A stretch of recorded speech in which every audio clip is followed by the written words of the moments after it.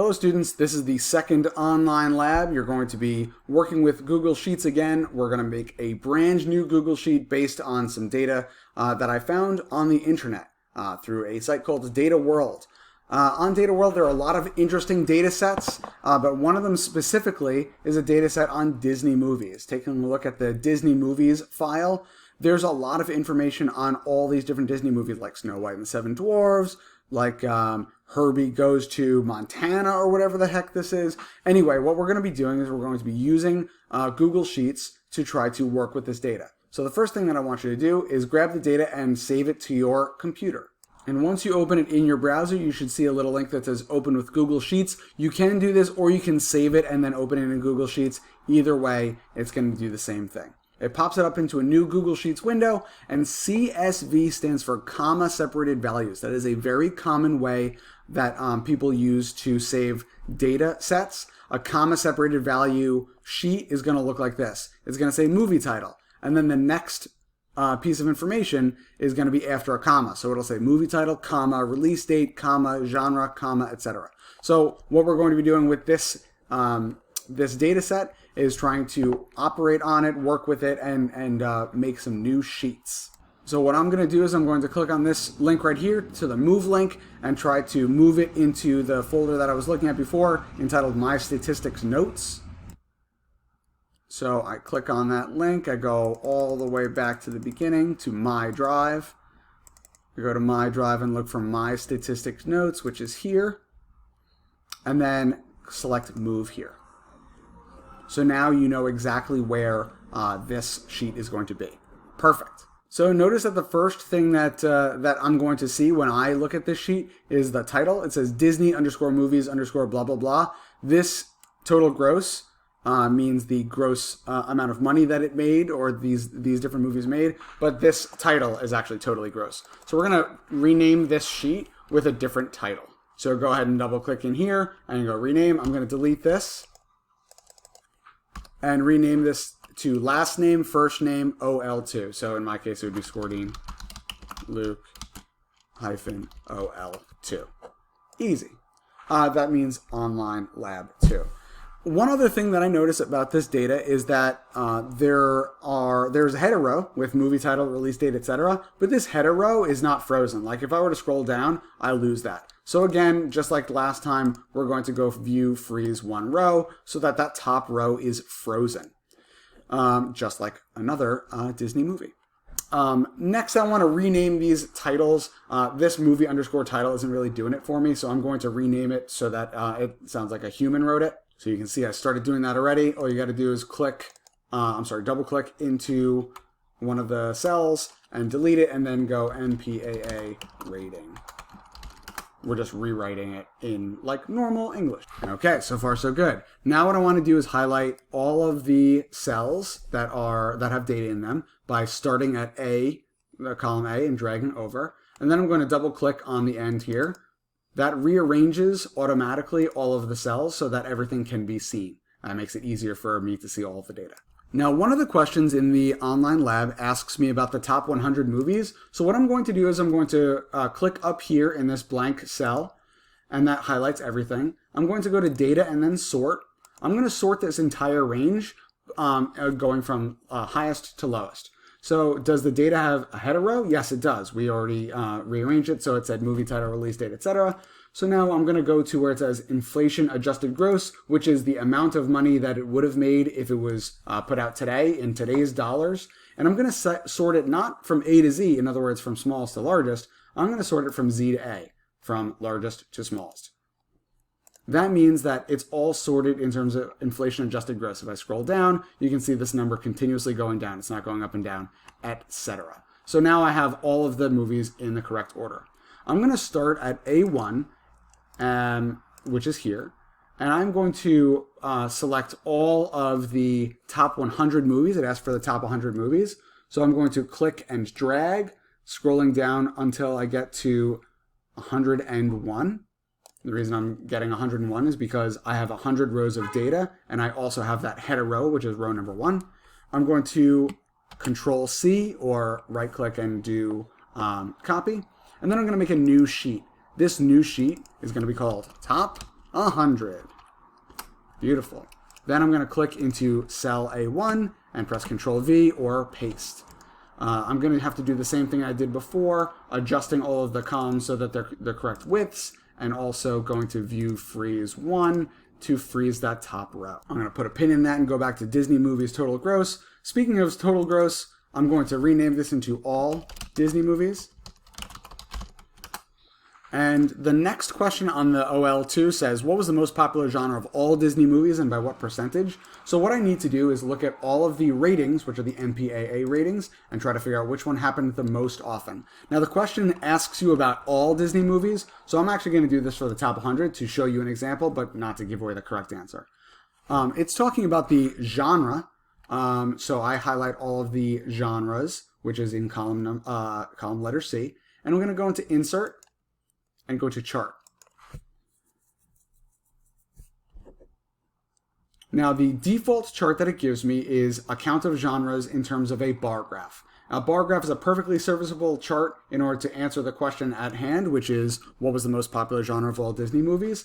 But I could also use another type of chart. The chart that I think that would be the most useful in figuring this out is a pie chart. Even though some statisticians don't really like pie charts, I think it's just fine for this use. In this case, we can see that in the top 100 movies that were by Disney of all time, 52% of them were adventure movies. Now keep in mind, this is not the answer to the question, which is what is the most popular genre of all Disney movies. This is the most popular genre of just the top 100 Disney movies. Great.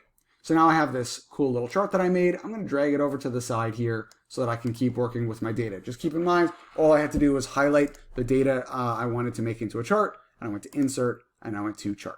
Perfect. The next online lab question asks about ratings. Is there a pattern to the ratings of the top 100 Disney movies? Now it's asking about these ratings in the top 100 book or sheet. So now I'm going to do it for all Disney movies so that I don't actually give you the correct answer. Is there a pattern to the ratings? Well, let's see. Let's highlight all of these ratings and let's try to get another chart going. So I go to go to Insert, and I go to Chart. And Sheets automatically generates another chart for me, and this is a bar chart. Now, for all Disney movies ever made, it looks like there's a pretty smaller number of G and R movies. Most of the movies are either PG or PG-13, and a very small amount were not rated. Now, notice that this chart does not give us percentages, which is what the OL2 asks us for, but there was another chart that we just used that does give us percentages. I'll let you try to remember that by yourselves. So now I'm going to move this chart over here so it gets it out of the way of the rest of my data so I can actually continue working with it. Now, the last question in OL2 asks us to see a pattern between the release date and the earnings for all Disney movies. So what I'm going to do is this. I'm going to find all of the release dates and all of the inflation-adjusted grosses for all of these movies, and I'm going to try to put them together. One nice thing that you can do inside of Google Sheets is you can move columns when you want them to be next to each other. So what I'm going to do here is I'm going to grab all the inflation-adjusted gross numbers and slide them so they're next to the release date. Ta-da! It doesn't change any of the orders. It just changes where column B and column C are.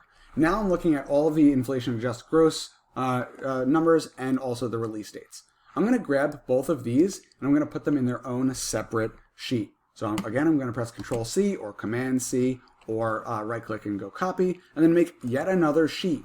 And this sheet is going to be named Date and Earnings. Date and Earnings. Because it's comparing two different things. It's comparing the date to the earnings. It's saying, well, in 1937, the inflation-adjusted gross was this. If it was in 1961, the movie that came out in 1961, it's this much. All right, so now I have a bunch of data going on here for all of the different movies. And remember, the question OL2 says, do you see a pattern between the release date and the earnings for all Disney movies?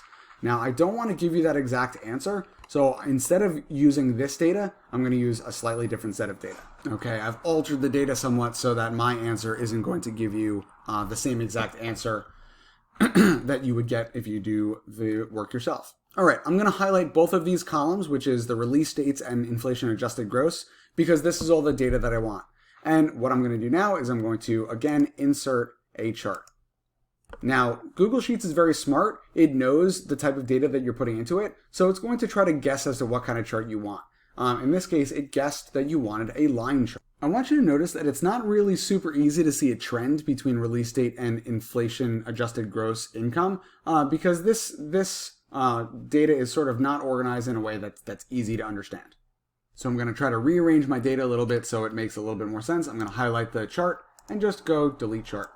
Anytime you put in a chart that you want to get rid of, easy enough to get rid of it. So what I want to sort of do is show that as the years go on, maybe the adjusted gross income is going to change. Maybe it's going to go up, maybe it's going to go down. So I want to take all of these data and sort them by release date.